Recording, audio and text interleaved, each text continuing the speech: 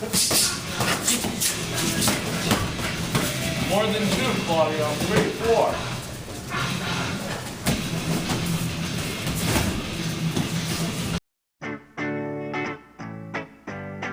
Okay, Campizone MMA here, joined with fast-rising lightweight, UFC lightweight Jim Miller after a hard practice at AMA Fight Club.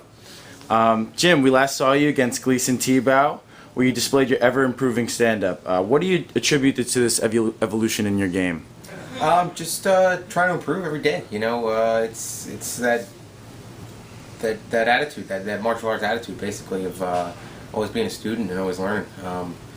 You know, I'm lucky enough to be a successful professional fighter, but I feel I have a lot to improve on in every aspect. So when I'm in here training, that's my main goal, is to improve. You know, I don't always have to come in here and kill myself and totally blow out. I'd rather focus on technique and become sharper and more dangerous. Gleason's a real big, strong lightweight. Did he feel as strong as he looked in the cage? Yeah. You know, before the fight, I was like, oh, I don't think his size will be that much of a weapon for him. But it definitely was. You know, there were a couple times against the cage where he felt bigger than some of the 70-pounders that I train with in here. So you know, I expended a lot of energy trying to move him. You know, he was a big boy. He didn't seem to want to stay on the ground with you, especially when you're on your back. Did that surprise you a little bit, since he's a black belt himself? You know, his style is to kind of use the open guard, but or you know, be in the open guard and pass from standing up and stuff like that. That's what he's done in his previous fights. I expect him to engage a little bit more, but I think, you know, what happened is I had just beaten his training partner, who I assume is probably a better grappler on the mat in Bosick.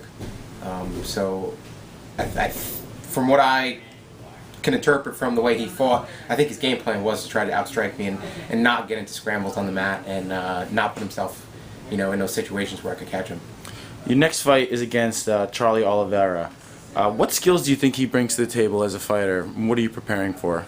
You know, I'm preparing for everything. He's a dangerous kid. You know, he's got very comfortable stand-up. I don't know what kind of power he brings to the table. You know, he hit Efron with some good shots in his last fight, but it didn't really seem to phase him.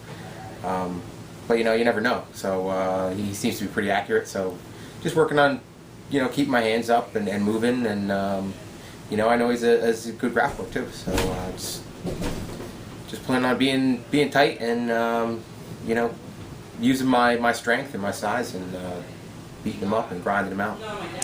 Where do you think a win over Oliveria puts you in the lightweight scene?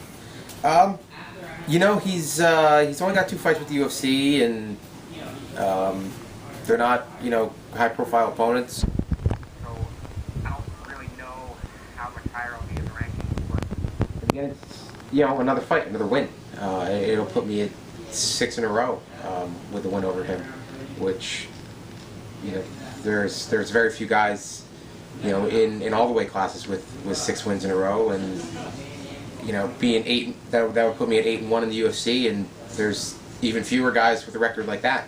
So you know, it definitely, you know, keeps me where I am, and hopefully gets me that high-profile fight. You know, I want to fight those guys that, you know, that everybody knows. The problem is you know, you got the 2 fighting for the title, and then the other one's lost. You know, all the other the bigger name guys lost. So I was kind of in a weird spot with who they were going to give me. Yeah, that was exactly my next question. That, you know, so you're 7-1 in the octagon, and you know, you got to be considered an elite lightweight. A lot of fans expect you to be in a title eliminator at this point. You know, either Sean Shirk or an Evan Dunham or even like a Kenny Florian. You know, were you surprised when you got the call to fight Oliveria? I was. I thought I was going to get Shirk, to be honest. But I guess he's hurt, you know, and I was thinking maybe they would have sat Soteropoulos, let him sit until my fight, and then, you know, the winner did that, but then they gave him Lozon. So another in the same situation that you're in, basically. George. Yeah, it's. I mean, Joe was a tough guy, definitely a tough, dangerous fighter, but you know, I mean, he lost his 2 fights ago. So it's just got to keep winning and keep fighting. That's the great thing. This is my 4th fight in a year. A lot of guys in the UFC would be killing for 4 fights in 1 year. This has been a good year. I guess they're trying to see if he can tread water. So my plan is to drown him. You're fighting in the same card as your brother at UFC in Montreal. I asked Dan about this. He said, it's not too much added pressure, but do you feel the same way? Yeah, there's potential for a lot of added stress, but I feed off of him fighting. I get more nervous when he fights than when I fight, but seeing him win is, if he goes out there and does what he can do and what he should do and steamroll Dirksen, I'm going to be on fire when I step in there. Then again, the hardest thing I've ever had to do in fighting was go out and fight after I had to wish him luck as he went to the hospital because he got hurt in his fight a couple fights before mine. So there's always the potential for that.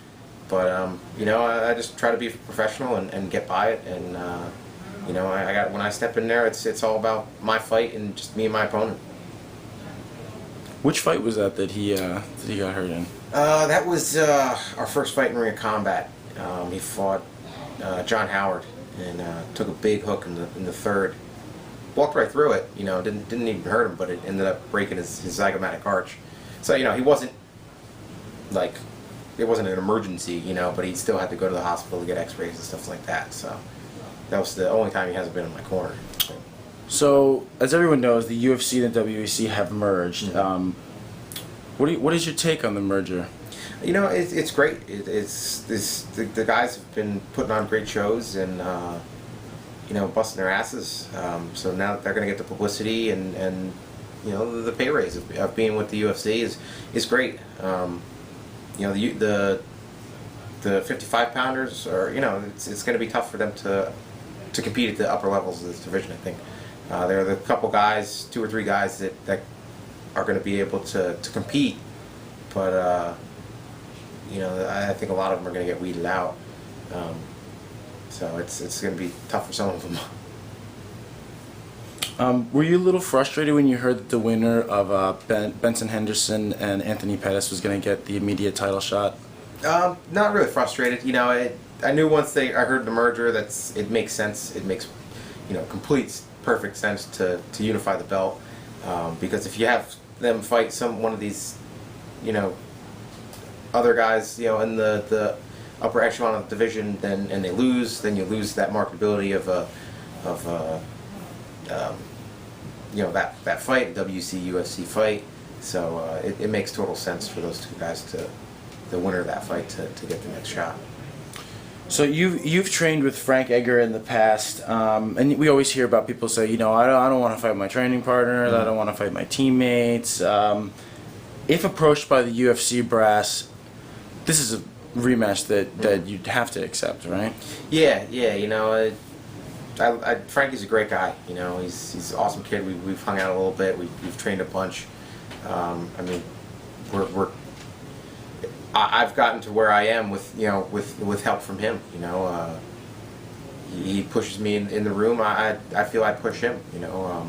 We really match up well on the mat, and we match up well in the octagon too. Our first fight was a scrap. It was all over the place. So I'm sure a second one would be very similar. I don't train with him every day. I haven't trained with him that much in the last few months, last year probably. But I'd have to fight him. So can you explain the I don't want to say obsession, but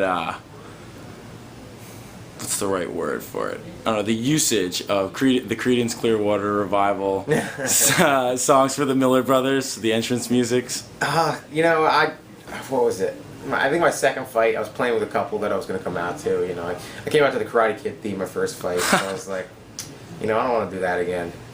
And I played Bad Moon, and I was like, that's pretty cool, you know, because I always try to, you know, when I'm going out, I'm trying to think like, okay, you know, trouble's coming, you know, that's what I'm trying to think. If, you know, my opponent's in for something.